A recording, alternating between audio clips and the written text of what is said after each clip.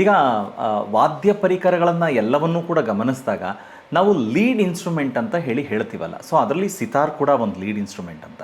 So ನಿಮ್ಮ ಅನುಭವದಲ್ಲಿ ಅಂದರೆ ಈಗ ಯಾವುದೋ ಒಂದು ಸಾಂಗಿಗೋ ಅಥವಾ ಯಾವುದೋ ಬಿ ಜಿ ಎಮ್ ಮಾಡಿದಾಗ ಕಂಪ್ಲೀಟ್ ಇಡೀ ಸಾಂಗು ನಿಮ್ಮ ಸಿತಾರ್ ಮೇಲೇ ಆಗಿರೋವಂಥದ್ದು ಯಾವುದಾದ್ರು ನೆನಪಿದೆಯಾ? ಈ ವಿಷಯ ಇನ್ನೊಂದು ಹೇಳಬೇಕು.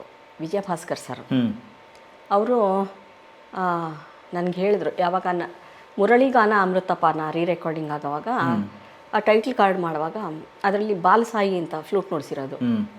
ಅವರು ನಮ್ಮ ಏಜನ್ನೇ, ಅವಾಗೆಲ್ಲ ಚಿಕ್ಕ ಹುಡುಗರು ಎಲ್ಲ ಅವಾಗ ಅಷ್ಟೇ ಬಂದಿದ್ದು. ನೋಡಮ್ಮ ಅವನ ಹೆಸರು ಹಾಕಿದ್ದೀನಲ್ಲಿ, ನನಗೆ ಇದರಲ್ಲಿ ಮಲಯ ಮಾರುತದಲ್ಲಿ ವೀಣೆಯವ್ರದ್ದು ಹಾಕಿದ್ದೆ.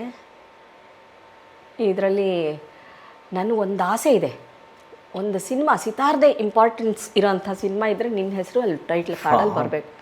ಎಷ್ಟು ಗ್ರೇಟ್ ಅಲ್ಲ ಅಕ್ಕ. ಆ ದೊಡ್ಡವ್ರ ಪಾಪ ಹಾಗೆ ಆಗಲಿಲ್ಲ, ನನ್ನ ದುರಾದೃಷ್ಟಕ್ಕಾಗಲಿಲ್ಲ ಯಾವುದು.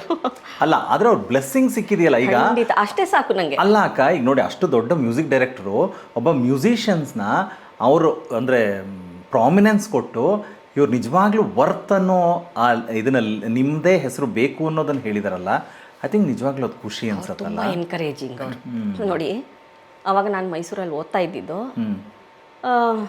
ಇಲ್ಲಿ ರೆಕಾರ್ಡಿಂಗ್ ಮಾಡಬೇಕು ಅಂತ ಅಂದಾಗ ಎಲ್ಲ ಮಡ್ರಾಸಲ್ಲಿ ನಡೀತಾ ಇತ್ತು. ಹೌದು, ಇಲ್ಲಿ ಅಲ್ಲಿಂದ ಅಷ್ಟು ಜನನೂ ಕರ್ಕೊಂಡು ಬರೋರು ಮ್ಯೂಸಿಷಿಯನ್ಸ್ನ, ಒಂದು 20-30 ಜನ ಬರೋರು ಅಲ್ಲಿಂದ. ನಾನು ಮೈಸೂರಿಂದ ನಂಗೆ ಲೆಟ್ರು ಅವಾಗ ಬರಿತಾ ಇದ್ದಿದ್ದು, ಇವರು ಪ್ರಕಾಶ್ ಅಂತ ಅಂದ್ಬಿಟ್ಟು ಇನ್ಚಾರ್ಜು, ಇಂಥ ದಿನ ಇಂಥ ಸ್ಟುಡಿಯೋದಲ್ಲಿ ಫ್ರೀ ಇದ್ದೀರಾ ಇಲ್ವಾ, ಅದೆಲ್ಲ ಪ್ರಿಂಟೆಡ್ ಇರೋದು. ಓಕೆ, ಇದು ಮಾತ್ರ ಗ್ಯಾಪ್ ಇರೋದು, ಮ್ಯೂಸಿಕ್ ಡೈರೆಕ್ಟರ್ ಯಾವತ್ತು ಏನು ಅಂತ ಟೈಮಿಂಗು. ಅದಕ್ಕೊಂದು ರಿಪ್ಲೈ ಕಾರ್ಡ್ ಇರೋದು, ಅದಕ್ಕೆ ಹೌದು ಇಲ್ಲ ಏನಾರು ಹಾಕಿ ಕಳಿಸ್ಬೇಕು. ಆಮೇಲೆ ಅಲ್ಲಿಂದ ನನ್ನನ್ನು ಕರ್ಸೋರು. ಇಲ್ಲಿಂದ ವೇಣು ಬಾಲಿ ಇವರೆಲ್ಲ ಬರೋರು. ಇಲ್ಲಿ ಮ್ಯೂಸಿಷಿಯನ್ಸ್ನ ನಾವು ಬಳಸ್ಕೊಳ್ಳೇಬೇಕು ಅಂತ ಅವ್ರಿಗೆ ನೋಡಿದ್ರ ಹಾಗೆ ಕನ್ನಡೀಕರಣದ ಆದ್ಯತೆ ಎಷ್ಟಿತ್ತು ಅಂತಲ್ಲ. ಅಲ್ಲಿಂದ ಕರ್ಕೊಂಡ್ ಬರ್ಬೋದಾಗಿತ್ತು ಅಲ್ವಾ. ಒಟ್ಟಿಗೆ ಅಷ್ಟು ಜನ ಕರೆಸ್ಬೇಕಾದ್ರೆ ಇನ್ನೊಂದಿಬ್ರು 3 ಜನ ಮ್ಯೂಸಿಷಿಯನ್ಸ್ ಏನು ದೊಡ್ಡ ವಿಷಯ ಇರಲಿಲ್ಲ. Very great. ಈಗ ಮ್ಯೂಸಿಕ್ ಡೈರೆಕ್ಟರ್ಗಳಂತ ಬಂದಾಗ ನೀವು ವಿಜಯ್ ಭಾಸ್ಕರ್ ಅಂತೂ ದಟ್ ಈಸ್ ಮ್ಯಾಕ್ಸಿಮಮ್. ಬಟ್ ಏನಂತ ಹೇಳಿದ್ರೆ ಅಲ್ಲಿಂದ ಇವತ್ತಿನವರೆಗೂ ಎಲ್ಲರ ಜೊತೆಗೂ ಕೆಲಸ ಮಾಡ್ತಾ ಬಂದಿದ್ದೀರಲ್ವ. ಸೊ ಒಬ್ಬೊಬ್ರದ್ದು ಒಂದೊಂದು ಪ್ಯಾಟ್ರನ್ ಆಫ್ ವರ್ಕಿಂಗು. ಈಗ ಸಿನಿಮಾ ಆ್ಯಂಡ್ ಸುಗಮ ಸಂಗೀತ ಅಥವಾ ಬೇರೆ ವರ್ಷನ್ ಬಂದಾಗ ಬೇರೆ ಬೇರೆ ಥರನೇ ಆಗುತ್ತೆ. ಸೊ ನಮಗೆ ನಮ್ಮ ಸುಗಮ ಸಂಗೀತದ ಕಡೆಗೆ ಮುಖ ಮಾಡಿದಾಗ ಇಲ್ಲಿ ತುಂಬ ದೊಡ್ಡ ದೊಡ್ಡ ಹೆಸರು. ನೀವು ಮೈಸೂರಿನಲ್ಲಿ ನಿಮ್ಮ ಬದುಕು ಕಟ್ಕೊಂಡು ಬೆಳೆದಿದ್ದಾದರೆ ಮೈಸೂರು ಅನಂತ ಸ್ವಾಮಿಗೆ ಜ್ಞಾಪಿಸ್ಕೊಂಡ್ರೆ ಅವ್ರ ಜೊತೆ ಕೆಲಸ ಮಾಡಿದ್ದೀರಾ. ಮತ್ತು ಇತ್ಲಾಗೆ ಸಿ ಅಶ್ವತ್ಥನ್ ನೆನೆಸ್ಕೊಂಡ್ರೆ ಅವ್ರ ಜೊತೆ ಕೆಲಸ ಮಾಡಿದ್ದೀರಾ. ಸೊ ಆ ಥರ ಯಾವುದೇ ಹೆಸರು. ಆಮೇಲೆ ನಾನು ನನ್ನ ಗುರುಗಳನ್ನು ಮರೆಯೋಂಗಿಲ್ಲ, ಜಿ ವಿ ಅತ್ರಿಯವ್ರ ಜೊತೆ ಕೆಲಸ ಮಾಡಿದ್ದೀರಾ. ಸೊ ಅಂದರೆ ನಿಮಗೆ ಅಲ್ಲಿಗೂ ಇಲ್ಲಿಗೂ ಅಂದರೆ ಪ್ಯಾಟರ್ನ್ ಆಫ್ ವರ್ಕಿಂಗ್ ಸ್ಟೈಲ್ ಅಂತ ಹೇಳಿದಾಗ ವ್ಯತ್ಯಾಸಗಳು ಏನು ಅನಿಸುತ್ತೆ? ಸ್ವರಗಳು ಸೇಮೇ, ಬಟ್ ಸ್ಟೈಲು ಅವರ ಥಿಂಕಿಂಗೇ ತುಂಬ ಬೇರೆ. ಈಗ ಬಿ ವಿ ಕಾರಂತರು ಏನಿರುತ್ತೆ, ಅವ್ರದ್ದು ಸ್ಟೈಲೇ ಬೇರೆ, ಅವ್ರ ಥಿಂಕಿಂಗೇ ಬೇರೆನೇ ಥರ. ಇದನ್ನ ಹಿಂಗೆ ನುಡಿಸ್ಬೇಕಾ, ಇದು ಹಿಂಗ, ಅದು ಕಂಪ್ಲೀಟ್ ಆದಮೇಲೆ ಅದು ರೂಪನೇ ಬೇರೆ ಆಗುತ್ತೆ. ವೈದ್ಯ ಅವ್ರದ್ದು ಅಷ್ಟೇ, ಏನು ಈ ಥರ ಇದೆಯಲ್ಲ, ಇಷ್ಟು ಸಿಂಪಲ್ಲ ಅಂತ ಅನಿಸುತ್ತೆ. ಅರೆ ಅವರು ಮ್ಯೂಸಿಷಿಯನ್ಸ್ನ ನೋಡಿ ಅವ್ರಿಗೆಷ್ಟು ಆಗುತ್ತೆ ಅಂತ ಕಷ್ಟ ಕೊಡ್ತಾ ಇರಲಿಲ್ಲ ಅವರು. ಅವ್ರ ಕೆಪಾಸಿಟಿ ನೋಡಿ ಅದ್ರ ಪ್ರಕಾರ ಅವರು ಮ್ಯೂಸಿಕ್ ಮಾಡೋರು. ಓಕೆ, ನೀನು ಇಷ್ಟು ಸಿಂಪಲಾಗಿ ಕೊಟ್ಬಿಟ್ರಲ್ಲ ಹಿಂಗೆ ಅಂತ ಎಲ್ಲ ಅಂದ್ಕೊಂಡ್ರೆ ಅದು ಫುಲ್ಲು ಮುಗಿದ್ಮೇಲೆ ಅದು ರೂಪನೇ ಬೇರೆ ಇರೋದು ಆ ಥರ. ಹಾಗೆ ಇವರು ಆನಂದ ಸ್ವಾಮಿ ಅವರು ಅಷ್ಟೇ. ಅವ್ರದ್ದಂತೂ ನನಗನ್ಸೋದು ಏನೋ ನಮ್ಮ ಮನಸ್ಸಲ್ಲಿ ನಾನು ಹೆಂಗೆ ಮಾತಾಡ್ತಾ ಇದ್ದೀನಿ, ಹೆಂಗೆ ಫೀಲ್ ಮಾಡ್ತಾ ಇದ್ದೀನಿ ಆ ಥರ ಹರಿದು ಬಂದ್ಬಿಡ್ತಾ ಇತ್ತು ಅಂತ ಅನಿಸುತ್ತೆ ಅವರ ಇದು. ಇನ್ನು ಅಶ್ವಥ್ ಅವರು ನಾಟಕದ್ದು ಇದರಲ್ಲಿದ್ದವ್ರಲ್ವಾ, ಅವರು ಕಂಪೋಸಿಷನ್ ಅವ್ರದ್ದು ಬೇರೆ ಥರ, ಒಂಥರ ಅದು ಭಾವ ಎಲ್ಲ ಕರೆಕ್ಟಾಗಿ ನೋಡಿಕೊಂಡು ಎಲ್ಲೆಲ್ಲಿ ಏನೇನು ಇರಬೇಕು ಅದು ಹಾಗೆ ಪಿಕ್ಚರೈಸ್ ಆಗಬೇಕು ಅನ್ನೋ ಥರ ತುಂಬ ಬೇರೆ ಬೇರೆ ಇರೋದು. ಅದು ಒಂದು ಹಾಡು ಒಪ್ಕೊಳ್ಳೋಕ್ಕೊಂದು ಸ್ವಲ್ಪ ಹೊತ್ತಾಗೋದು. ಈಗ ಅದೇ ನಾವು ತುಂಬ ಹೊತ್ತಿಂದ ಮಾತಾಡ್ತಾನೆ ಇದ್ದೀವಿ. ಇನ್ನೊಂದು ಯಾವುದಾದ್ರೂ ಒಂದು ಬ್ಯೂಟಿಫುಲ್ ಯಾವುದಾದ್ರು ರಾಗಾಧಾರಿತವಾಗಿ ಒಂದು ಪ್ಲೇ ಮಾಡಿ ಕೇಳಿಸ್ಬೋದಾ? ಖಂಡಿತ. ನನಗೆ ಅಂದರೆ ಅದು ಹೇಗಿರಬೇಕಂದ್ರೆ ಯಾವ ಸಂದರ್ಭದಲ್ಲಿ ಕೇಳಿದ್ರೋ ಒಂಥರ ಗುಡ್ ಫೀಲ್, ಒಂಥರ ಇನ್ಸ್ಪೈರಿಂಗ್ ಫೀಲ್ ಇರಬೇಕು. ಆ ಥರದ್ದು ಯಾವುದಾದ್ರು ಒಂದು ಪ್ಲೇ ಮಾಡಿ ಅಕ್ಕ. ಪ್ರಯತ್ನಿಸ್ತೀನಿ. ಹಾಂ, ಅಲ್ಲ, ಯಾಕಂದರೆ ಕ್ಲಾಸಿಕಲಲ್ಲಿ ಅಂದರೆ ಈ ಸಮಯಕ್ಕೆ ಸೀಮಿತವಾದಂಥ ರಾಗಗಳನ್ನು ಮಾಡಿರ್ತಾರಲ್ವಾ, ಬೆಳಗ್ಗೆ ಮಧ್ಯಾಹ್ನ ಆ ಥರ ಸಂಧ್ಯಾ ಹೀಗೆಲ್ಲ. ಅದಕ್ಕೆ ಕೇಳಿದೆ, ಯಾಕಂದರೆ ನಮ್ಮ ಎಪಿಸೋಡ್ ನೋಡಬೇಕಾದ್ರೆ ಯೂಟ್ಯೂಬಲ್ಲಿ ಯಾರು ಯಾವಾಗ ಬೇಕಾದ್ರೂ ನೋಡ್ತಿರ್ತಾರೆ. ಸೊ ಬಟ್ ಅವ್ರು ನೋಡಿದ ತಕ್ಷಣ ದೇ ಶುಡ್ ಫೀಲ್ ಆ್ಯಂಡ್ ರೆಜ್ಯುವಿನೇಟ್ ಆಗಬೇಕು ಅವರು. ಆ ಥರದ್ದು ಯಾವ್ದಾರು ಒಂದು ಪ್ಲೇ ಮಾಡಿ ಅಕ್ಕ. ಯಾ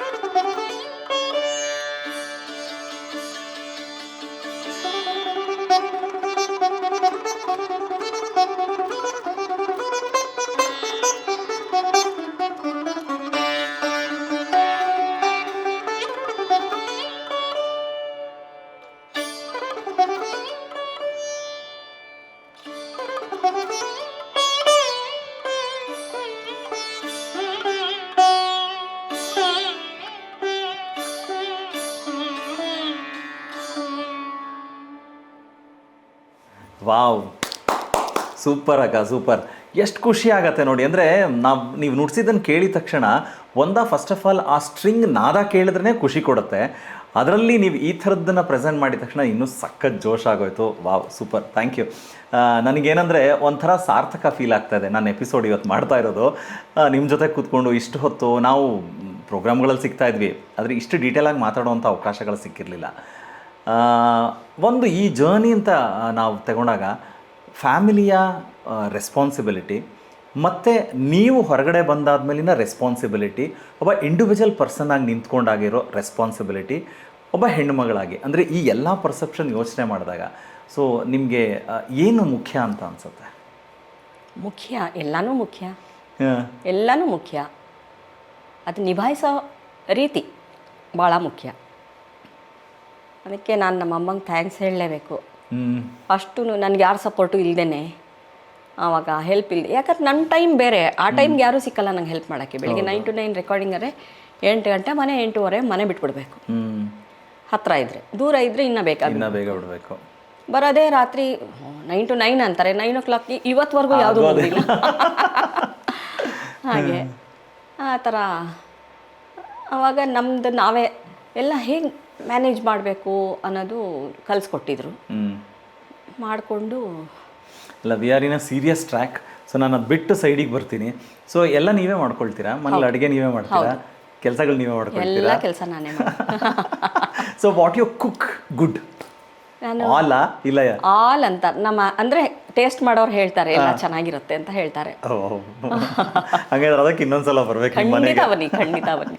ಓಕೆ, ಇನ್ ಕೇಸ್ ಅಕ್ಕ, ಈಗ ಅಕಾಡೆಮಿಕಲಿ ನೋಡಿದಾಗ you are a psychology student, but music passion ಇದ್ದಿದ್ದರಿಂದ ಈ ಕಡೆ ಇದೆಲ್ಲ ಇಲ್ಲದೆ ಇದ್ದಿದ್ರೆ ಏನಂತ ಅಂದ್ಕೊಂಡಿದ್ರಿ, ಏನಾಗಬೇಕು ಅಂತ? ನಾನು ಆ್ಯಕ್ಚುಲಿ ನಮ್ಮ ತಾಯಿ ಥರ ಲೆಕ್ಚರರ್ ಆಗಬೇಕು ಅಂತ ಇದ್ದಿದ್ದು. ಆ್ಯಕ್ಚುಲಿ ಸಿಕ್ಕು ಇತ್ತು ಕೆಲಸ ನನಗೆ. ಹೌದಾ? ಓಕೆ, ಸಿಕ್ಕು ಇತ್ತು. ಆವಾಗ ಮೈಸೂರು ಅನಸ್ವಾಮಿ ಅವ್ರ ರೆಕಾರ್ಡಿಂಗ್ ನಡೀತಾ ಇತ್ತು. 4 ದಿನ ರೆಕಾರ್ಡಿಂಗ್ ಸ್ಟುಡಿಯೋ ಬುಕ್ ಮಾಡಿದ್ರು. ಸರ್ ನಾನು ಸೋಮವಾರದಿಂದ ಬರಲ್ಲ ಸರ್ ಅಂತ ಶನಿವಾರನೂ ಏನೋ ಹೇಳಿದೆ. ಯಾಕಮ್ಮ?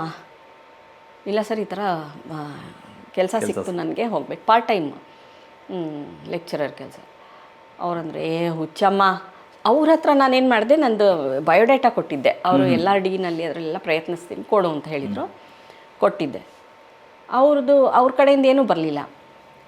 ಆಮೇಲೆ ನಾನು ಹಿಂಗೆ ಹೇಳಿದ ತಕ್ಷಣ ಅಯ್ಯೋ ಹುಚ್ಚಮ್ಮ ಸುಮ್ಮನಿರೋ, ಎಲ್ಲರೂ ಓದ್ಬಿಟ್ಟು ಲೆಕ್ಚರರ್ ಆಗ್ತಾರೆ, ಎಲ್ಲರೂ ಸಿತಾರ್ ನುಡ್ಸೋಕ್ಕಾಗತ್ತಾ, ಅದಕ್ಕೆ ನೀನು ಅಪ್ಲಿಕೇಶನ್ ಹಂಗೆ ಇಟ್ಕೊಂಡಿದ್ದೀನಿ ನಾನು ನೀನು ಕೊಟ್ಟಿರೋದನ್ನ ಅಂತ ಹೇಳಿದ್ರು. ಓಕೆ. ಇಲ್ಲೇ ಇದ್ಬಿಡು, ಬೆಳೆಯುತ್ತೆ ಚೆನ್ನಾಗಿನ್ನ ಫೀಲ್ಡು ಮುಂದೆ ತುಂಬ ಚೆನ್ನಾಗಾಗುತ್ತೆ ಅಂತ. ಅದೇ ಥರ ಆಯಿತು ಫೀಲ್ಡ್ನು ಅಲ್ಲ. But you feel you are blessed. ಖಂಡಿತವಾಗ್ಲೂ 100%. ಆಮೇಲೆ ನಾನು ಕೆಲವು ಸರಿ ಅನಿಸುತ್ತೆ ನಂದೇನು ಪ್ರಯತ್ನನೇ ಇಲ್ಲ, ಅದು ಹೆಂಗೆ ತಳ್ಕೊಂಡು ಹೋಯಿತು ಹಂಗೆ ಹೊರಟೋಗಿದ್ದೀನಿ ಅಂತ. ಕೆಲವೊಂದ್ಸಲಿ ಅನ್ಸತ್ತಾಕ ನಿಮಗೆ ನಾವು ಬಂದಿದ್ದ ಸಮಯ ಏನಿದೆಯಲ್ಲ ದಟ್ ಈಸ್ ಒಂಥರ ಗೋಲ್ಡನ್ ಎರಾ ಅಂತ? ಖಂಡಿತ. ಯಾಕಂದರೆ ದೊಡ್ಡವರು ಇದ್ದರು, ಆದರೆ ಅವ್ರು ಯಾರೂ ಇಲ್ಲೇ ನೆಲೆಸಲಿಲ್ಲ ಈ ಫೀಲ್ಡಲ್ಲಿ.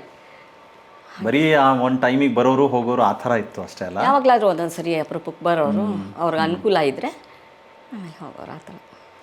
ಇದು ಎಲ್ರಿಗೂ ಆಗಲ್ಲ ನೋಡಿ. ಒಂದು ನಿಮ್ಮ ನಿರ್ಧಾರನೂ ನಾನು ಈ ಕಡೆ ಬರಬೇಕು ಅಂತ, ಹೌದು. ಆ ಟೈಮಲ್ಲಿ ಬೇರೆ ಯಾರೂ ಆ ಥರ ಇರಲಿಲ್ಲ ಅನ್ನೋದು. ಸೊ ಅದ್ರ ಜೊತೆಗೆ ನಿಮ್ಮ ಡೆಡಿಕೇಶನ್ನು, ನಿಮ್ಮ ಟ್ಯಾಲೆಂಟು ಎಲ್ಲನೂ ಒಂಥರ ಕಂಬೈಂಡ್ ಆಗೋಯ್ತಲ್ಲ. ಆ ಥರ ಒಂಥರ ನಿಮ್ಮನ್ನ ಸ್ಮೂತ್ ಜರ್ನಿ ಥರ ಕರ್ಕೊಂಡು ಬಂದರೂ ಕೂಡ ಅಲ್ಲಿ ಹಾರ್ಡ್ ವರ್ಕು ಇದೆ. ಹಾರ್ಡ್ ವರ್ಕ್ ಇತ್ತು, ಸ್ಮೂತ್ ಆಗಿರಲಿಲ್ಲ. ಅಲ್ಲ, ದಾರಿ ನೋಡಕ್ಕೆ ಆ ಥರ ಅನ್ಸುತ್ತೆ. ಅಲ್ಲ, ಇವಾಗ ತಿರುಗಿ ನೋಡಿದಾಗ ಏನು ಎಷ್ಟೆಷ್ಟೊಂದು ಸಿಕ್ಕಿದೆಯಲ್ಲ ನನಗೆ, ಬೇರೆಯವ್ರಿಗೆ ಸಿಗಕ್ಕೆ ಸಾಧ್ಯ ಇಮ್ಯಾಜಿನ್ ಮಾಡ್ಕೊಳಕ್ಕಾಗಲ್ಲ. ಬೇರೆಯವ್ರ ಇವಾಗ JKV ಹತ್ರ ನುಡಿಸ್ತೀನಿ ಅಂತ ಇಮ್ಯಾಜಿನ್ ಮಾಡೋಕ್ಕಾಗತ್ತೆ? ಏನಾಗತ್ತೆ? ರಾಜನ್ ನಾಗೇಂದ್ರ ಅವ್ರ ಜೊತೆ ನುಡಿಸ್ತೀನಿ ಅಂತ. ಆಮೇಲೆ ಇವತ್ತು ಅದೇ ನೀವು ಹೇಳ್ತಿರೋ ಹಾಗೆ ಮುಂಚೆ ಆದರೆ ಅಟ್ಲೀಸ್ಟು ನೇರ ಮುಖಾಮುಖಿ ಕೂತ್ಕೊಂಡು ಅವ್ರು ಹೇಳ್ಕೊಟ್ಟು ಅದೆಲ್ಲ ಆಗ್ತಾ ಇತ್ತು. ಬಟ್ ಇವತ್ತು ಮ್ಯೂಸಿಕ್ ಡೈರೆಕ್ಟ್ರು ಜೊತೆನಲ್ಲಿರಲ್ಲ, ಯಾರೋ ಕನ್ಸೋಲಿಗೆ ಬರ್ತಾರೆ, ಅವ್ರು ಯಾರೋ ವಾಯ್ಸ್ ಮಿಕ್ಸ್ ಮಾಡ್ತಾರೆ, ಅಂದರೆ ಎಲ್ಲೋ ಟ್ಯೂನ್ ಆಗಿ ಏನೋ ಕಂಪೋಸ್ ಆಗಿರುತ್ತೆ. ಪ್ಲೇಯಿಂಗ್ ಆಗಲಿ ಸಿಂಗಿಂಗ್ ಆಗಲಿ ಎಲ್ಲ ಅದೇ ಪ್ಯಾಟರ್ನ್ ಇದೆ. ಹೌದು. ಸೊ ನೀವು ಹೇಳ್ದಂಗೆ ಅದು ಡೈರೆಕ್ಟಾಗಿ ಆ ಥರ ಅನುಭವಗಳು ಸಿಗೋದೇ ಇಲ್ಲ ಇವಾಗ. ಅದಕ್ಕೆ ಜೀವ ಇರ್ತಾ ಇತ್ತು ಒಂಥರ ನನ್ನ ಪ್ರಕಾರ. ಆ ಹಳೆ ಹಾಡುಗಳಲ್ಲಿ ಎಲ್ಲ ಕೂತ್ಕೊಂಡು ಎಲ್ಲರೂ ಒಟ್ಟೊಟ್ಟಿಗೆ ಒಂದೊಂದು ಇನ್ಸ್ಟ್ರೂಮೆಂಟ್ದು ವೈಬ್ರೇಷನ್ ಇನ್ನೊಂದು ಇನ್ಸ್ಟ್ರೂಮೆಂಟ್ಗೆ, ಅವ್ರ ಸಿಂಗರ್ದು ವೈಬ್ರೇಷನ್ ಇವ್ರುಗಳಿಗೆ ಒಂದು ಪಾಸಿಟಿವ್ ವೈಬ್ರೇಷನ್ ಎಲ್ಲರದು ಒಟ್ಟಿಗೆ ಸೇರಿದಾಗ ಹೆಂಗಾಗುತ್ತೆ ಆ ಥರ ಪ್ರೊಡಕ್ಷನ್ ಅದು ಎಷ್ಟು ದಿನ ಆದರೂ ಹಸಿರಾಗೇ ಇರುತ್ತೆ. ಕರೆಕ್ಟು. ಈ ಅನುಭವ ಅಕ್ಕ ನಾನು ಜ್ಞಾಪಿಸ್ಕೊಳ್ಬೇಕು. ಕೋವಿಡ್ ಟೈಮಲ್ಲಿ ತುಂಬ ಶೋಸ್ಗಳು ವರ್ಚುವಲಲ್ಲಿ ಮಾಡಬೇಕಾದ್ರೆ ನಮಗೆ ಲೈವಲ್ಲಿ ಆಡಿಯನ್ಸು ಐ ಕಾಂಟ್ಯಾಕ್ಟಲ್ಲಿ ಅವ್ರ ರಿಯಾಕ್ಷನ್ ನೋಡ್ತಾ ನಾವು ಮಾತಾಡೋ ಜೋಶ್ ಬೇರೆ, ಹಾಗೆ ನೀವು ಪ್ಲೇಯಿಂಗು ಕೂಡ. ಬಟ್ ಅಂಥದ್ರಲ್ಲಿ ಏನೂ ಇಲ್ಲದೆ ಒಂದು ಕ್ಯಾಮ್ರಾ ಮುಂದೆ ಕೂತ್ಕೊಂಡು ಸುಮ್ಮನೆ ಮಾತಾಡು ಅಂದರೆ ಅದು ಹೆಂಗಿರತ್ತಲ್ಲ, ಒಂಥರ ಜೀವ ಇಲ್ಲದೆ ಇರೋ ವಸ್ತು ಮುಂದೆ ನಿಂತಂಗಿರುತ್ತೆ. ಸೊ ಆ ಅನುಭವ ಅಂತ ಹೇಳ್ತಾ ಇದ್ದೀರಾ. ಹೌದು, ನೀವು ಸಂಗೀತದ ಇಷ್ಟೆಲ್ಲ ಜ್ಞಾನ ಇಟ್ಕೊಂಡಾಗ ನಿಮಗೆ ಒಬ್ಬ ಸಂಗೀತ ನಿರ್ದೇಶಕಿಯಾಗುವಂತಹ ಅವಕಾಶಗಳು ಅಥವಾ ನಿಮಗೆ ಅದರ ಆಸಕ್ತಿ ಇರಲಿಲ್ವಾ? ಅಲ್ಲ, ಅಂದರೆ ಏನಾಯಿತು ಅಂತಂದರೆ ನನಗೆ ಹೆಂಗೆ ಅಭ್ಯಾಸ ಆಗೋದು, ಬರೀ ಹೋಗೋದು ರೆಕಾರ್ಡಿಂಗ್ಗೆ ನುಡ್ಸೋದು ಬರೋದು ಹೀಗೆ ಆಗೋಯ್ತು. ಅಂದರೆ ಅಲ್ಲಲ್ಲಿ ಸ್ವಲ್ಪ ಅವಕಾಶ ಇರ್ತಾಯಿತ್ತು, ನೀನೇ ನುಡಿಸ್ಬಿಡಮ್ಮ, BGM ನೀನೇ ನುಡಿಸ್ಬಿಡು, ಅವ್ರಿಗೊಂದು ಸ್ವಲ್ಪ BGM ಹೇಳ್ಬಿಡು, ಹೀಗೆ ಆ ಥರ ಎಲ್ಲ ನಡೆಯೋದು ಒಂದು ಸ್ವಲ್ಪ. ಆಮೇಲೆ ನಾನು ಕೆಲವು ಪ್ರೊಡಕ್ಷನ್ಸೂ ಮಾಡಿದೆ. ನಿಮ್ಮದೇ ಒಂದು ಪ್ರೊಡಕ್ಷನ್ಗೆ ನಾನು ಮ್ಯೂಸಿಕ್ ಡೈರೆಕ್ಟರ್ ಮಾಡಿದ್ದೀನಿ. ಎಸ್ ಜಾನಕಿ ಅಲ್ಲ, ಅದೇ ಗ್ರೇಟ್ ಅದು. ಅಂದರೆ ನಾನು ಅದು ಆಮೇಲೆ ಪ್ರಸ್ತಾಪ ಮಾಡೋನಿದ್ದೆ, ನೀವು ಹೇಳಿದ್ರಿ. ಹೌದು, ಸ್ವರ್ಣ ಸಂಭ್ರಮ ಅಂತ ಹೇಳಿಬಿಟ್ಟು ನಮ್ಮ ಕರ್ನಾಟಕಕ್ಕೆ 50 ವರ್ಷ ಆದಂಥ ಸಂದರ್ಭದಲ್ಲಿ ನಾನು ನಿಜವಾಗ್ಲೂ ಇವತ್ತು ಆ ಪ್ರೊಡ್ಯೂಸರ್ನ ಜ್ಞಾಪಿಸ್ಕೊಳ್ಬೇಕು, ಶ್ರೀಮತಿ ಸುಶೀಲಾ ಅಂತ. ಅವ್ರಿಗೆ ಆಸೆ ಅದೇ ಇತ್ತು, ಅಂದರೆ ಒಬ್ಬರು ಲೇಡಿ ಪ್ರಾಮಿನೆನ್ಸ್ ಇರೋ ಥರದ್ದು ಅಂತ. ಸೊ ನಾನು ನಿಮ್ಮನ್ನು ಅಪ್ರೋಚ್ ಮಾಡಿದಾಗ ಎಸ್ ಹೌದು, ಅಂದರೆ ನೀವು ತುಂಬ ಪ್ರಾಮಾಣಿಕವಾಗಿ ಅವತ್ತು ಮಾತಾಡಿದ್ರಿ ಅಕ್ಕ. ನಾನೇನಂದರೆ ಆ ಥರ ತುಂಬ ಏನು ಮಾಡಿಲ್ಲ, ಬಟ್ ನಾನು ಮಾಡ್ತೀನಿ ಅಂತ ಹೇಳಿದ್ರಿ. ಅಂದರೆ ಒಂದು ನನ್ನ ಬಗ್ಗೆ ಇದ್ದಿದ್ದು ನಿಮಗೆ ರೆಸ್ಪೆಕ್ಟು ಅಥವಾ ತಮ್ಮನ ಥರ ನೀವು ಟ್ರೀಟ್ ಮಾಡ್ತಾ ಇದ್ದು, ಇನ್ನೊಂದು ಜಾನಕಿ ಅಮ್ಮ ಹಾಡ್ತಾರೆ ಅನ್ನೋದು. ನಾನು ರಿಯಲಿ ಐ ಆಮ್ ಬ್ಲೆಸ್ಡ್. 2 ಹಾಡು ಜಾನಕಿ ಅಮ್ಮ ಹಾಡಿದ್ದು. ಆ್ಯಂಡ್ ಜಾನಕಿ ಅಮ್ಮ ಅವತ್ತು ಮಾತಾಡಿದ್ರು, ಅಂದರೆ ಯಾರು ಮಾಡಿದ್ದಿದೆಲ್ಲ ಅಂತ ಕೇಳಿದ್ರು. BGMಸು ಯಾರು ಅಂತ ಅಂದ್ಬಿಟ್ಟು. ಟ್ಯೂನ್ಸ್ ನಾನು ಮಾಡಿದ್ದೆ ಅಂತ ಗೊತ್ತು, ಹೇಳಿದ್ನಲ್ವ, ಅದಕ್ಕೆ ಹೇಳಿದಾಗ ಹೌದಾ, ಅಯ್ಯೋ ಭಾಳ ಚೆನ್ನಾಗಿ ಮಾಡಿದ್ದಾರೆ ಹೇಳಪ್ಪ ಅಂತ ಅಂದಿದ್ರು. ನಾನು ಫೋನ್ ಮಾಡಿ ಮಾತಾಡಿದ್ದೆ, ಸಿನ್ಸ್ ಇಟ್ಸ್ ಲಾಂಗ್ ಟೈಮ್ ಮರ್ತೋಗ್ಬಿಟ್ಟಿರ್ತೀವಿ ಅಂತ. ಖುಷಿ ನನಗೆ, ನಾನು ಏನೂ ಗೊತ್ತಿಲ್ಲದೆ ಇರೋನಿಗೆ ನೀವು ಸಪೋರ್ಟ್ ಮಾಡಿದ್ದು. And that was a great experience to me also. ಆಮೇಲೆ ಕೆಲವು ಸೀರಿಯಲ್ಸ್ಗೂ ಮಾಡಿದೆ ಬ್ಯಾಕ್ಗ್ರೌಂಡ್. ಸೂಪರ್. ಅಲ್ಲಿ ಏನಕ್ಕೆ ಈ ಪ್ರಸ್ತಾಪ ಮಾಡಿದೆ ಅಂದರೆ, ಇವತ್ತು ಅಂದರೆ ಏನೇನೋ ಬಂದ ಸಣ್ಣ ಪುಟ್ಟ ಅವಕಾಶಗಳಿಂದ ಹಿಡ್ಕೊಂಡು ದೊಡ್ಡ ಮಟ್ಟಕ್ಕೆ ಬೇರೆ ಏನೋ ಆಗುವಂತಹ ಕಸರತ್ತುಗಳು ನಡೆದಿರುತ್ತೆ. ಸೊ ನಿಮಗೆಲ್ಲವೂ ಗೊತ್ತಿದ್ದರಿಂದ ಅಂಥ ಅವಕಾಶಗಳು ಇರಲಿಲ್ವ ಅಂತ ಕೇಳೋದ್ರ ಜೊತೆಗೆ ಈಗ ನನಗೆ ನೀವು ಯಾವುದಾದ್ರೂ ಬಂದು ನಿಮ್ಮ ಕಂಪೋಸಿಷನ್ನು ಕೇಳಿಸ್ಬೋದಾ? ಖಂಡಿತ. ಯಾಕಂದ್ರೆ ಒಂದು ಆಲ್ರೆಡಿ ನಾವು ಆಡಿಯನ್ಸ್ ಮುಂದೆ ಚಾಲೆಂಜ್ ಮಾಡಾಗಿದೆ. ಚಾಲೆಂಜ್ ಇನ್ ದ ಸೆನ್ಸ್ ದಯವಿಟ್ಟು ಅಂತ ಕೇಳ್ಕೊಂಡಿದ್ದೀನಿ ನಿಮ್ಮನ್ನು. ಒಂದು ಸಾಂಗು ನೀವು ಹಾಡಬೇಕು, ಹಾಡೋದ್ರ ಜೊತೆಗೆ ಏನಂತಂದರೆ ಇಡೀ ಕಂಪ್ಲೀಟ್ ಸಾಂಗು ಇನ್ಸ್ಟ್ರುಮೆಂಟೇಷನು ನಿಮ್ಮದೇ ಇರುತ್ತೆ, ಆ ಥರದ್ದು ಮಾಡಬೇಕು ಅಂತ.